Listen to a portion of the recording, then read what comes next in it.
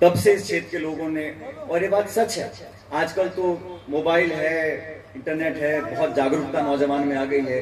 30-40 साल पहले को बहुत ज्यादा टेलीफोन टेलीविजन नहीं थे, और ऐसे संबंध बने कि इसमें जीवन में इतने उतार चढ़ाव आए, हार भी हुई, जीत भी हुई, पक्ष भी हुआ, सत्ता पक्ष विपक्ष बहुत कुछ हुआ, लेकिन इस लोकसभा क्षेत्र जिले के लोगों ने जो असीम प्रेम और प्यार दिया, खासकर मेरे परिवार को और मुझको विशेष रूप से, उसका मैं कभी अपने जीवन में या मेरे आने वाली जो पीढ़ियां हैं उसको उतार नहीं सकती। और अभी घनश्याम जी भाषण दे रहे थे,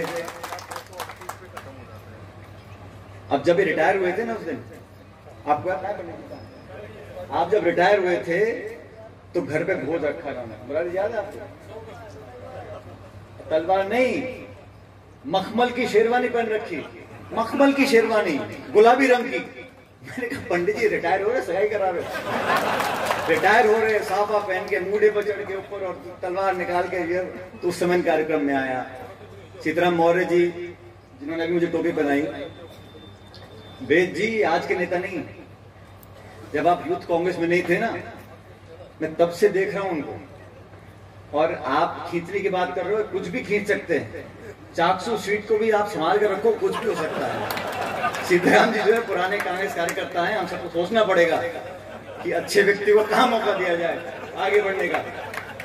तो इसमें तो मौके और परिस्थिति की बात होती है, लेकिन ये वो लोग हैं जो 30, 40, 45 साल से पार्टी के लिए मैंने संघर्ष करते हुए देखा है। जैसा मैंने पहले कहा, समय अच्छा हो बुरा हो, लेकिन मजबूती से बुलंद आवाज। और सीताराम जी आपको याद है, आपके गांव में एक बार आप मुझे ले गए थे दौरे में, तो वहां मुझे बोल के तो कुछ और ले गए, लेकिन वहां मुझसे काम कुछ और करवा लिया और घोषणा कुछ और करवा लिया, और मैंने तीनों करे जैसा आपने कहा। लेकिन ये इनका जो प्यार है, जो समर्थन है, ये राजनीतिक नहीं है और ये औपचारिक नहीं है। मन से जो लोग प्यार करते हैं वो जज्बात में सब कुछ कहते करते हैं, और यही वो कीमत है। बाकी जीवन में बहुत से पद पोस्ट आती हैं, दिल्ली में, जयपुर में, प्रदेश में, देश में, जैसा आपने कहा, मैं काफी जगह जाने का मौका मिलता है। आज मुझे खड़गे साहब ने, राहुल गांधी जी ने महासचिव बना रखा है, मेरे पास छत्तीसगढ़ राज्य का प्रभार है, मैं 2 दिन वहां पर लगा कर आया। लगातार हम जाते रहते हैं, कल मैं कश्मीर जा रहा हूँ, लेकिन इस क्षेत्र से, यहाँ के लोगों से, और जैसा मुरारी जी बोल रहे थे, पीढ़ियां निकल गई।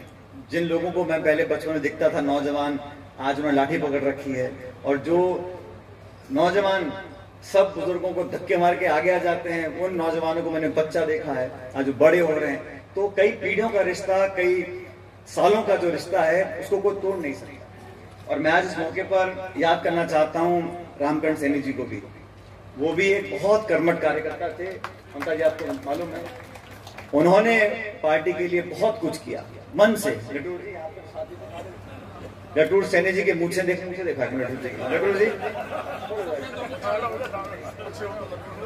वो पिक्चर बोलते हैं ना, मूछ हो तो नथुलाल जैसे, ये लटूर जी की मूछ है। ये ऐसे ही है, 20-25 साल से, 30 साल से, ये कम नहीं हुई।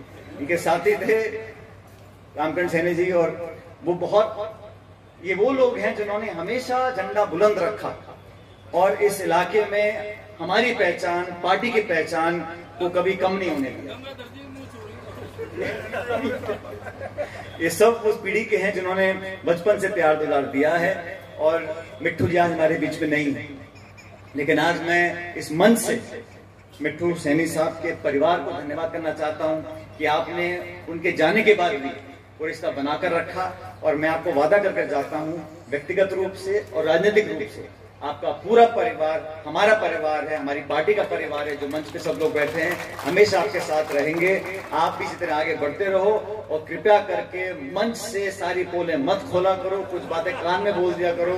और आज मैं सुन रहा था, और ये मन बना के आए थे कि मुझे कुछ बातें बोलनी है, लेकिन जिस भाव से आप सब यहाँ पर आए, मैं समझता हूँ आज मिट्ठू जी जहां भी बैठे होंगे ऊपर आसमान में, वो देखकर खुश हो रहे होंगे और प्रसन्न हो रहे होंगे कि मेरे जाने के बाद मेरा पूरा परिवार एकजुट है, और मेरी याद में आप सब यहाँ इकट्ठे हुए।